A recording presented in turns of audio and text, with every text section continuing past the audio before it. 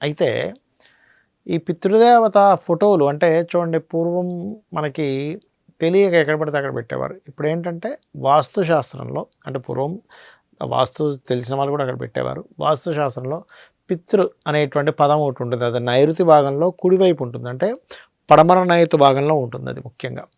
అయితే నైరుతి మధ్యలోనే మొత్తం నైరుతి ఎక్కడ వచ్చిందో ప్లానింగ్ తీసుకొని అక్కడ కుడివైపు ఉండేటువంటి పితృ అనేటువంటి పదం దగ్గర కనుక పెట్టినట్లయితే పితృదేవత అనుగ్రహం బాగా కలుగుతుంది. అదేమిటంటే అక్కడే పెట్టాలంటే ఇక్కడ నేను ఒక చిన్న విషయం చెప్తాను. ఈశాన్యే దేవతా గృహం చెప్పారు శాస్త్రంలో. మరి ఈశాన్యంలో దేవతా గృహం కట్టుకోవాలి. ఎందుకు అంటే అక్కడ ఆ ఈశాన్యానికి గురువు కేతువు అధిపతులు. అవునా? గురువు కేతు దేనికి అంటే మనకి ఆధ్యాత్మికమైనటువంటి చింతన. అందుకే చూడండి ఎవరి జన్మ జాతకంలో అయినా గురుకేతువులు కలిసి ఉంటే వాళ్ళు మంచి ఆధ్యాత్మికంగా మంచి ఇది కలిగి ఉంటారు. మరి అలాంటప్పుడు మరి రాహు అధిపతి నైరుతికి. రాహువు దేనికి కారకుడు? పితృదేవత సంబంధించిన వాటికి రాహువు కారకుడు.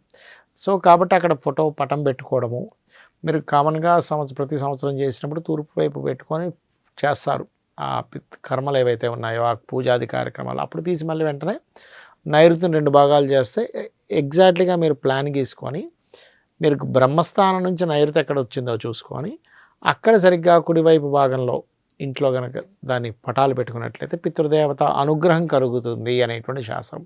మరి పితృదేవత దోషములు ఉన్నాయి, పితృదోషాలు ఉన్నాయి అన్నప్పుడు వివాహం తొందరగా అవ్వకపోవడం, ఇంట్లో ఉండేటువంటి వారికి అసలు ఎర్లీగా డెత్ అవ్వడం, సంతానం కలిగినా సరే వాళ్ళు సరిగ్గా సక్రమంగా ఉండకపోవడం, వాళ్ళకి ఎప్పుడు ఏదో ఒక అనారోగ్య సమస్యలు రావడం,